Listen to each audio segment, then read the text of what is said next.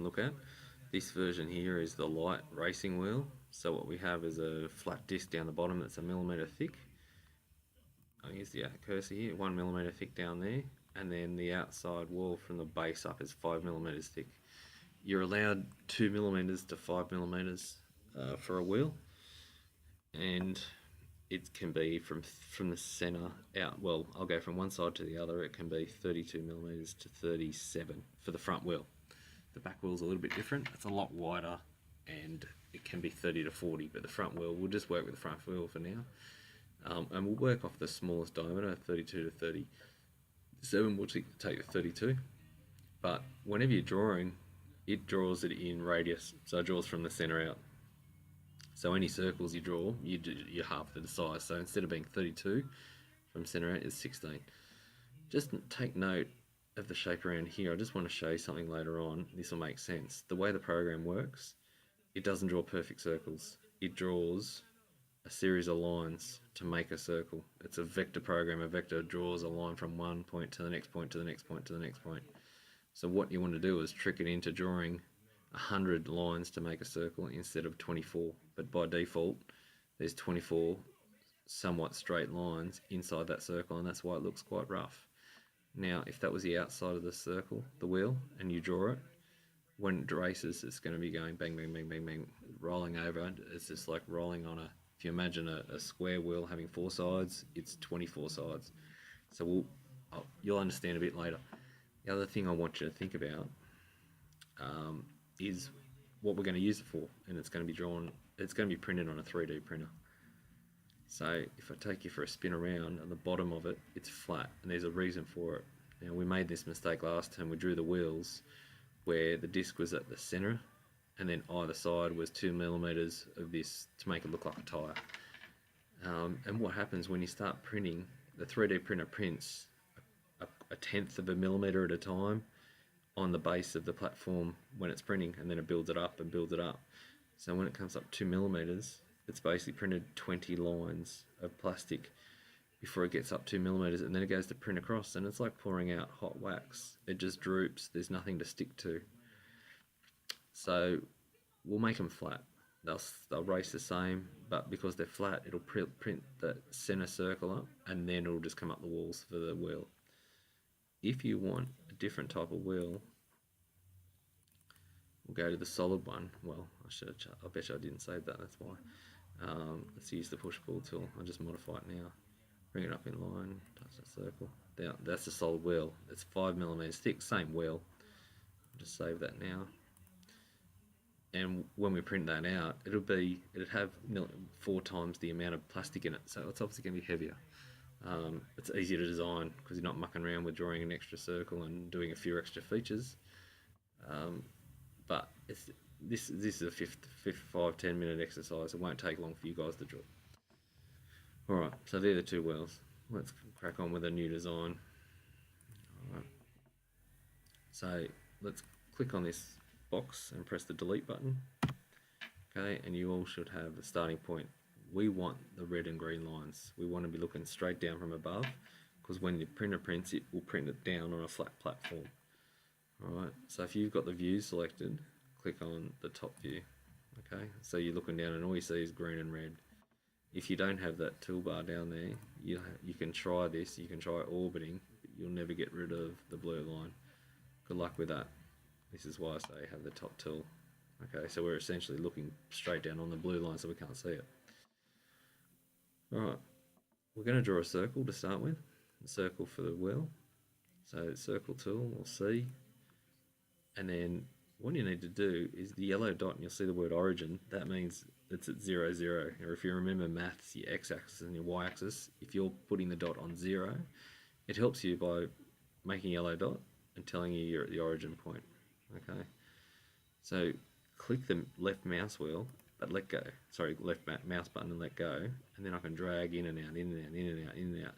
Don't click and drag. Don't click and hold the mouse button. Just click and let go. Now, remember down the bottom, this is my radius. If you look down the bottom right of the screen down here, it's got a radius. So remember I said it's got to be a radius, not a circumference, or not a diameter.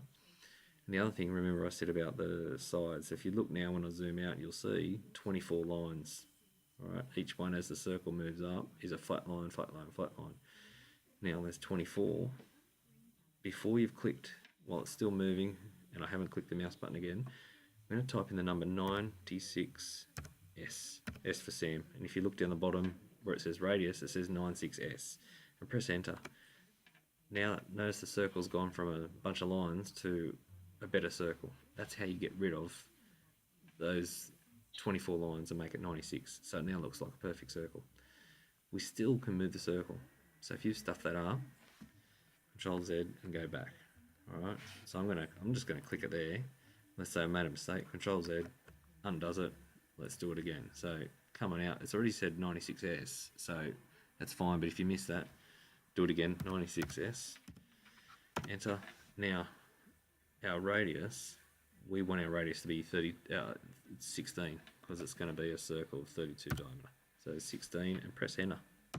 That's it. It's really small. If you guys are working on the big PCs in the computer room, all you got to do is use scroll wheel to scroll in. Alright, scroll in, and notice where I place my mouse and scroll, it zooms in from there. Move it over this side, it zooms the other way. Put in the center and zoom, it zooms directly in. So try and get the habit of holding the mouse in the center of the shape. Zoom in, and again, press your top view or top down the bottom. It should get rid of that. Let's just change it for a sec. There you go, the blue line's gone. Okay, the next shape we're going to do, we'll leave the little circle for last. We're going to draw some sort of pattern up here. You can draw whatever you like, as long as at the end of the day it's a shape, some sort of shape, circle, square, rectangle, pyramid, house, who cares. We're going to draw a freestyle shape, and I'll show you how to use the command to make it walk around where you want it to go. So come up at least 5 millimeters from there, which about a third of the way, at least a third, well it's 16, so yeah, about a third of the way up. Alright, and click the left mouse button, so it's now got a line stuck there. This is what I was talking about before, when you move the mouse, see the blue line sticks, it becomes red when it's parallel to the red line, becomes green when it's on the green line. So we want it to be red, that tells us it's going 90 degrees straight across. You don't have to, you can draw a squiggly line, all good.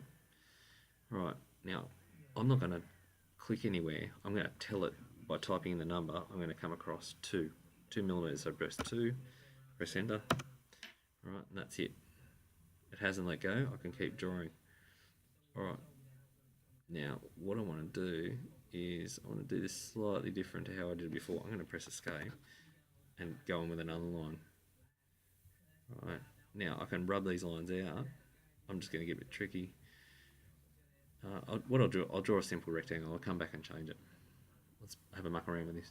So I'm going to click again on that point there, it's green so it's parallel with the green line, I'm going to come up 5. Now remember it was 2 across there, let's not go 2, let's go 2 the other side as well, so 2 and 2 we'll go 4. Alright, so it's gone all the way across. Now if I want to put a little house on there, I'll come back to that at the end. Let's come down there, so the other side was 5. I don't even have to remember. If I move the mouse down, see how it's going green? So bring it down so it's a green line. We'll come to the bottom and it joins a dot to show it's parallel with the other one. So I can click there and close it off. There's my rectangle. Righto. I want to draw a roof on my house like I had in the other wheel. I'm going to click there. Now, it'd be nice if it's stuck to the green line, but it's not. So what I'm going to do is point to the origin point, just for a sec. When I point to the origin point, it actually drags it up that line, and that's how it sticks to it. See the red dots sticking all the way up? So I'm going to draw it to there. Alright, and then close it. So again, if you want, start from the start point, go down, click on the origin, come up a little bit, and then close it off. There's my shape. I don't like these lines here, because that's going to cause problems. Alright, it's breaking it off. We want one all open space in there. I could go into personally with you later, but just follow me on this. Click on the eraser, and the little circle to the left of the eraser, put that on the line and click, and it will delete sections of the line at once. So that little tiny circle, there you go.